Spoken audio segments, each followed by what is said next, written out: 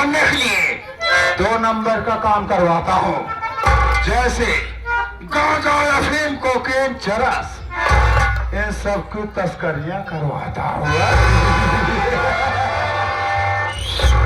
यही तक नहीं दोस्तों, मेरे पास कच्ची शराब की 4 भट्टियां चलती हैं।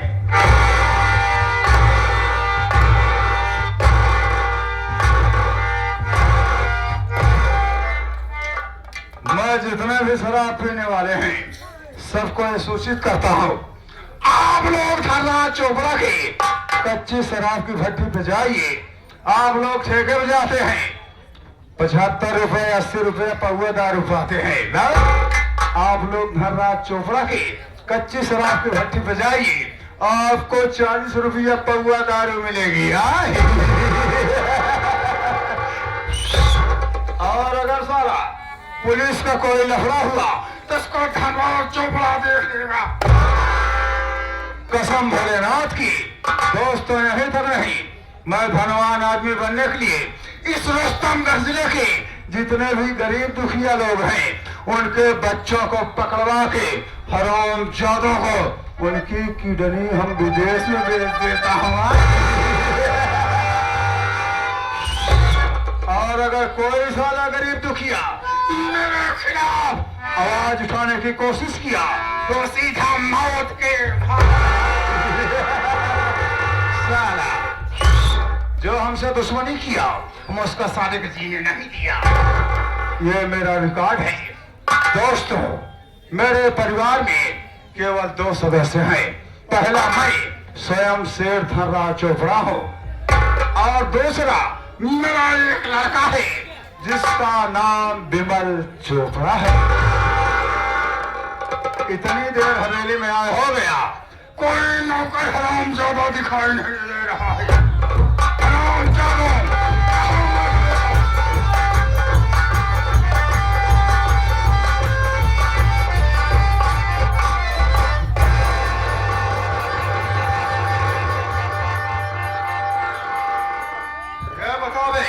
अभी अभी जब मैं हवेली में आया तो साला कहाँ मर गया था? बाबू साहब, हाँ। सबसे पहले हम आपसे जय शंकर करते हैं। अगर दोबारा साले मेरे सामने शंकरवा का नाम लिया तो उतार के जूता साले खींच। बाबू साहब उन शंकर की बात नहीं करते हैं, तो महाकालों में काल भोलेनाथ की बात करते हैं। भोलेनाथ की बात करता है। अबे बाबू साहब जब आप आगे आगे आवत रहे तो हम आपके गोरुवारी भुसुर के गोबर काढ़त रहे। क्या कहा रे? बढ़िया कर रहे। अबे ऐसा है हाँ? देख बे, हम नौकर और कुत्ते में ज्यादा फर्क नहीं समझता हूँ। कितना फर्क रखते थे? कसम भोलेनाथ की। हाँ? नौकर और कुत्ते में और उनके साथ गरीबों से हाँ? मैं 5 मीटर दूरी बना कर रखता हूँ रे। ये खुशबू न चली जाए गरीबी के। समझ गया बे? अरे हम समझते हैं। अबे ऐसा रे, जी सेठ जी, नौकर और मालिक में रिश्ता भक्त और भगवान का होता है, मालिक भगवान होता है। नौकर साले भक्त होते हैं। आज की बात याद में रखना है। बिल्कुल याद रखिए। अबे ऐसा रे, जी सेठ जी, को तो मालूम है हाँ? मेरा लड़का विमल इकलौती औलाद है। हाँ, एक लौकी मेरी, औलाद। हाँ? हाँ। और मेरा लड़का इस समय शहर में पढ़ाई कर रहा है। ओहो, शहर में? और आज मैंने अर्जेंट में उसको फोन करके घर बुलवाया है। ओहो, आज विमल भैया बुलवा ले। हाँ, और मैं चाहता हूँ हाँ, हाँ। तू चला जा रुस्तमगढ़ स्टेशन। अच्छा। अगर मेरा लड़का वहाँ पर तुझको मिले, हाँ, हाँ। तो बाइज्जत उसको लिवा कर मेरे पास आओ। बहुत अच्छी बात सेठ जी। तब तक काल मैं जा रहा हूँ। तब तक हवेली में मैं तुम दोनों का इंतजार करूंगा। अच्छी बात है। जाओ। आप बैठ जाइए, आराम कीजिए, मैं तत्काल जा रहा हूँ।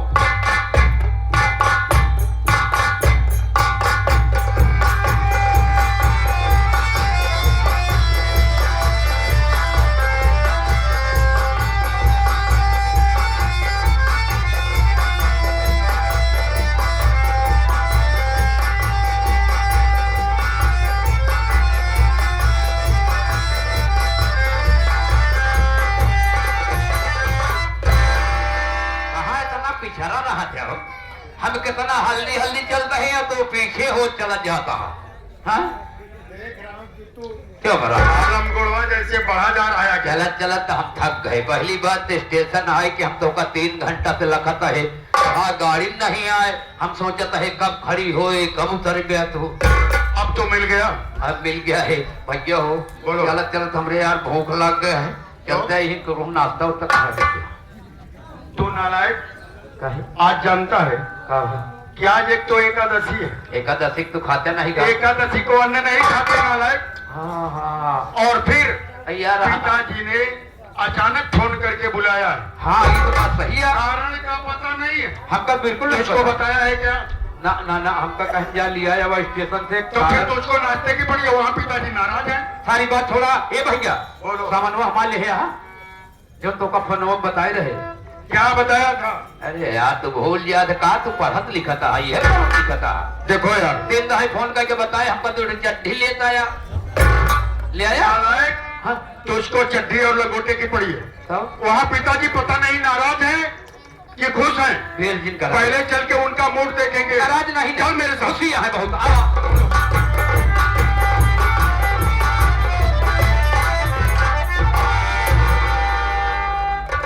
पिताजी के चरणों में बेटे विमल का प्रणाम।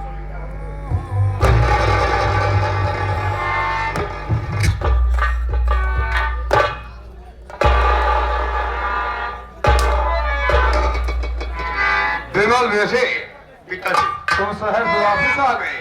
जी हाँ। ये बताओ बेटे, रास्ते में किसी तरह की कोई दिक्कत, कोई परेशानी, कोई तकलीफ तो नहीं हुई तुम्हें?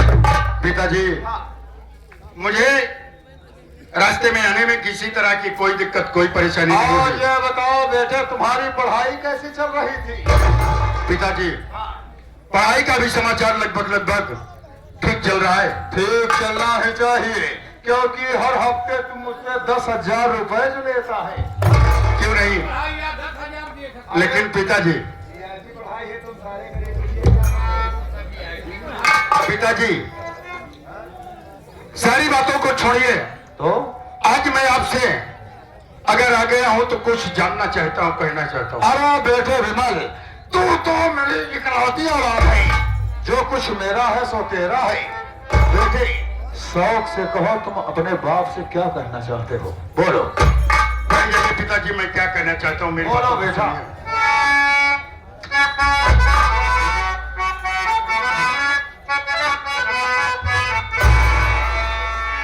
अरे अचानक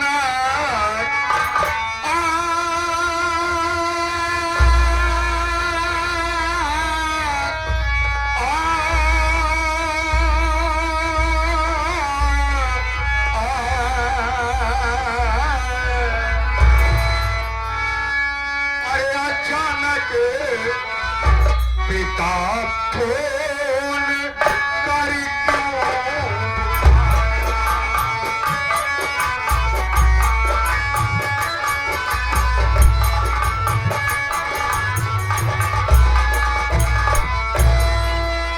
अचानक पिता फोन कर क्यों बुलाया?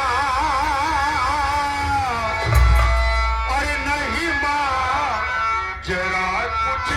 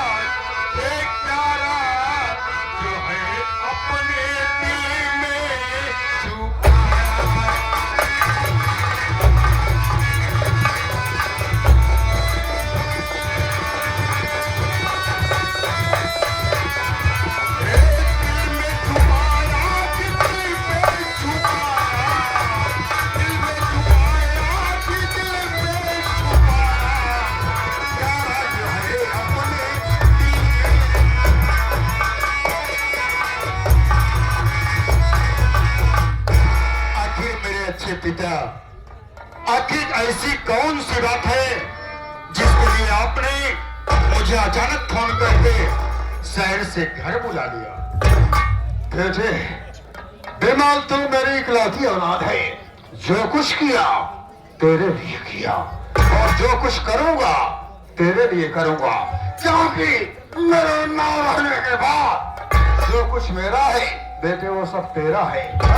मैं तुमको क्यों बुलवाया हूँ इसका कारण जानना चाहते हो? जी हाँ।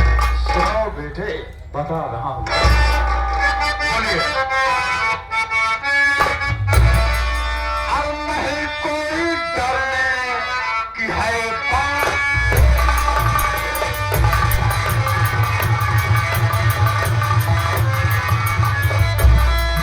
नहीं कोई डरने की है बात बेटा, और सजा दी मुझे तेरी सवार।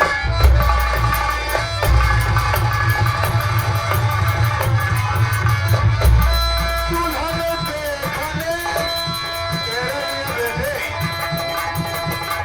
दुल्हन देखने कल हम दोनों चलेंगे।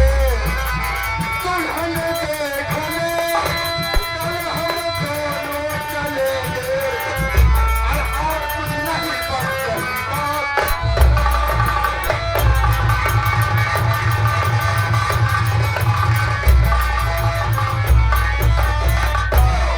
बेटे, हम तुम्हारी शादी तय किया हूँ, कल तेरे लिए दुल्हन देखने चलना है, तुझको मेरे साथ चलना है, इसीलिए फोन करके तुमको घर बुलवाया हूँ बेटे।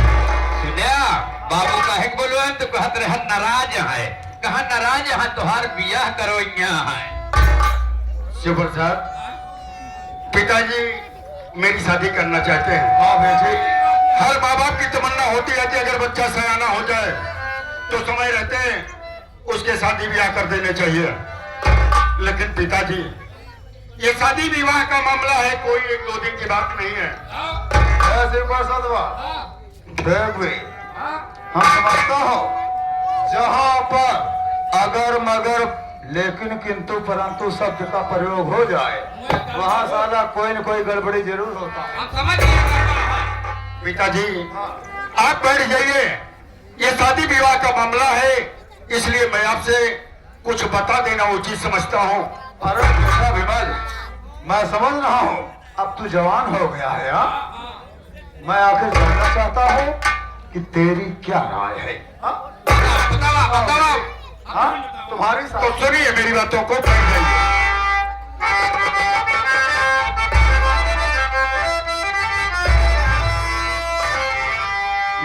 शादी की चिंता करिए अरे पिताजी,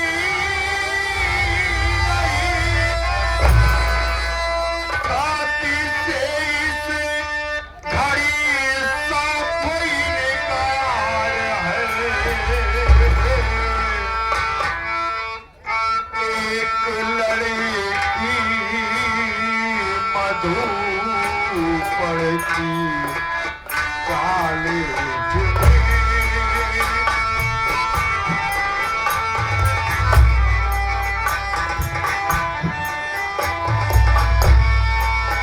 एक लड़की मधु पड़ती कॉलेज में, हो गया सच में उससे मुझे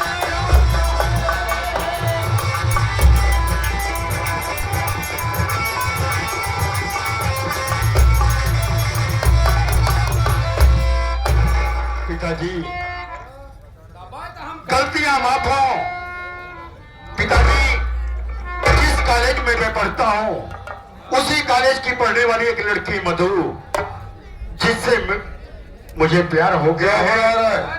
अगर मैं शादी करूंगा तो क्या रे, 1000 रुपया हफ्ता। ये तभी तो मैं समझू। हाँ, 10,000 कहाँ जा? कौन सी पढ़ाई कर रहा है रामचौदा? हर हफ्ता 10,000। हर हफ्ते 10,000 रुपए हमसे लेता। यह पढ़त रहे जवान रिजल्ट वो सुनाए नहीं भाई। रामचौदा वहाँ जाकर लौड़िया ही कर रहा था। आए लोग यही करते हैं क्या हो, यह पढ़ाई करता है तो लोग और बे, ए विमलवा, देख मैं तेरा बाप हूँ, मानता हूँ कि जवानी में अक्सर नौजवानों से छोटी मोटी नादानियां हो जाए। बेटे तू मेरी इकलौती औलाद है। देख जो कुछ हुआ उसे बुरा सपना समझ के भूल जा, और जो तेरा बाप कह रहा है उस पर ध्यान दो। सुन रहे, वो लौंडिया तेरे जीवन में बाद में आई है, पहले तेरे जीवन पर तेरे बाप का, इसलिए मेरी बात कान खोल के सुन।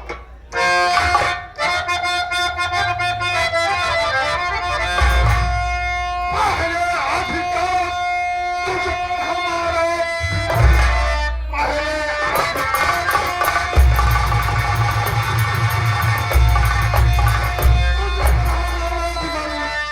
मैं जो कहूँगा करेगा वही। आप ही जिस जगह पर है मैंने किया, चाहे मैं मिल रहा या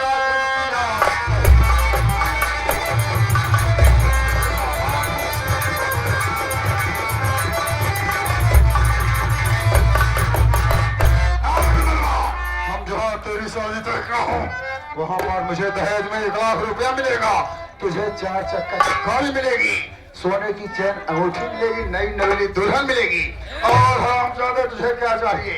भूल जा उस लड़की को रे, इसी में तेरी भलाई है।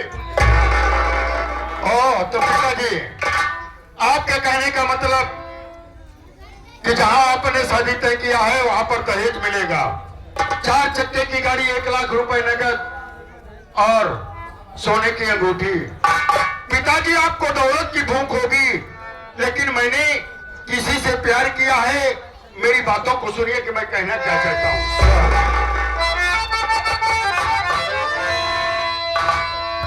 अरे जाने चाहे पिता चाहे, अरे मेरी चली।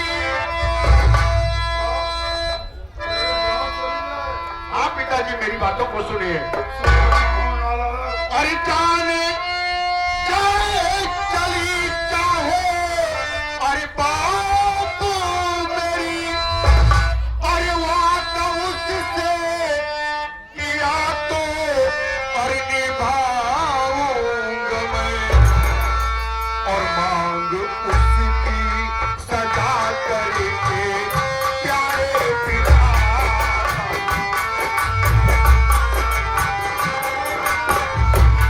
मांग उसकी सजा करके प्यारे पिता, एक दिन उसको दुल्हनिया बनाऊंगा। हरामजादे, तेरी इतनी भारी मजाल अपने बाप के सामने ऊंची आवाज में बात करता है। चला है अंडा मुर्गी को समझाने। ये अगर हमारे परम आदरणीय श्री राकेश प्रधान जी, जो नौबस्ता ग्राम सभा के प्रधान जी, हमारे राकेश जी की ओर से सीन एवं संगीत को देखते हुए 11 रुपए का पुरस्कार पार्टी की ओर से। धन्यवाद। मेरी बात सुन, अगर अभी तक तू मेरा लड़का नहीं होता तो जो भी इस दुनिया में जिंदा नहीं होता। पिताजी मेरी बात सुन।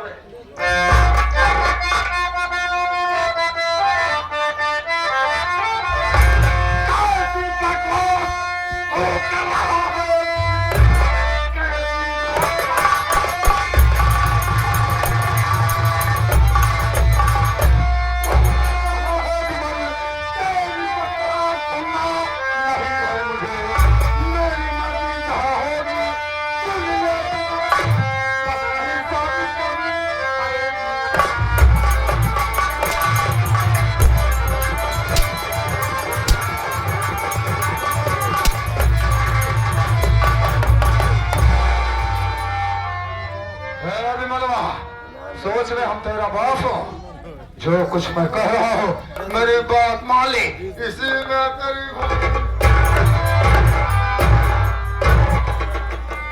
पिताजी आप सही कह रहे हैं, आप मेरे पिता हैं, आप मेरे ऊपर आपका पूरा अधिकार है।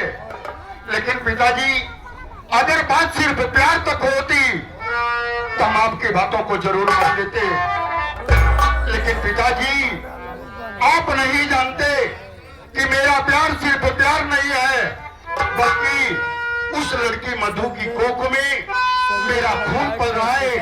मैंने साथ साथ जीने मरने की कस्में खाई है और अपने वादे से मैं कभी मुकर नहीं सकता। सेठ जी बात यहाँ तक पहुँच गई, अब तो बाबा बने वाला। अबे साले, हाय देख विमल मेरी इकलौती औलाद है कैसे कर पे और जिद तरह अड़ गया है। 10,000 रुपये पानी में गए। अगर विमल की जिद पूरी नहीं करता हो, तब अगर क्रोध में हाँ आवेश में आकर कोई गलत कदम उठा दिया, तब वो गलत हुई है। इसको कौन भुगतेगा रे? बात सही है। तुम्हारे पास एक कढ़ी लड़कियां बतावा ये न मर कोई बात नहीं, तब हम दिमाग से काम करूंगा। दिमाग। विमल बेटे, विमल इधर आ। देख पिताजी जो कुछ किया तेरे लिए किया जी, और पिताजी। जो कुछ करूंगा तेरे लिए करूंगा। क्यों नहीं? अगर तेरी यही ख्वाहिश है कि तेरी शादी उसी लड़की के साथ हो, तो जल्द से जल्द हमको बताओ किस गांव की रहने वाली है और उस लड़की का क्या नाम है, किस खानदान से ताल्लुकात रखती है। हम तुम्हारी शादी तय करवा दें। तो पिताजी अब आए आप सही जगह पर। पिताजी आप जानना चाहते हो कुछ लड़की का नाम क्या है, कहाँ की रहने वाली है? पिताजी वो लड़की कहीं बाहर की नहीं है, तो कहा भी है इस अपने रियासत के अंदर आपने भोला किसान का नाम सुना होगा।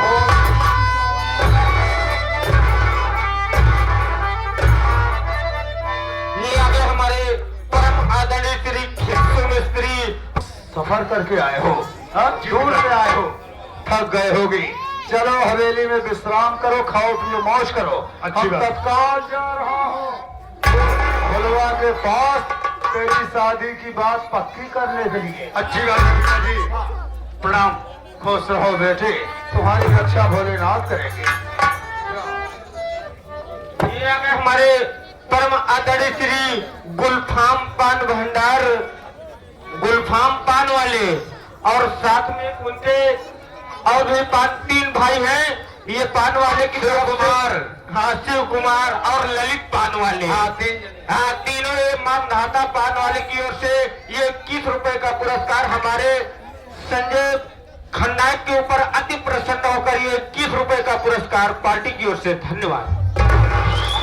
सेठ जी आप चलेंगे भोलवा के यहाँ हमारे। अबे साले, हाँ ये मेरा हरामजादा नालायक लौटा। मेरे अरमानों पे पानी फेरने लगा। सही बात सेठ जी बतावा। बताओ, आए 1 लाख रुपया मुझे दहेज मिल रहा था। अब बताओ हो गए 1 लाख। हरामजादे को किस लिए पढ़ाया लिखाया? एक खातिर ताकि शादी ब्याह करूं और अपने मुंह को मांगा दहेज प्राप्त। आपका कहत रहे कि 10,000 और दिन जब वो भेजा। समय आ गया तब 1 लाख रुपये दहेज हमको मिल रहा है। अब ए हरामजादा, प्यार किया तो भलवा की समझ।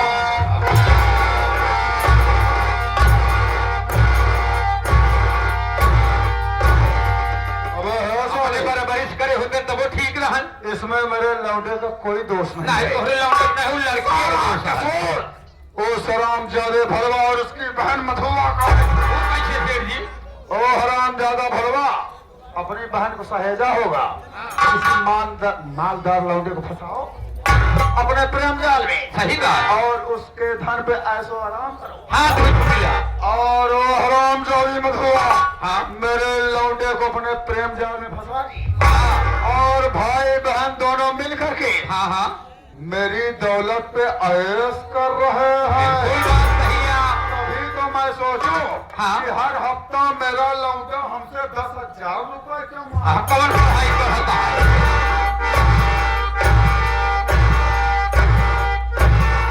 अभी जाके सारी बात समझ में आई।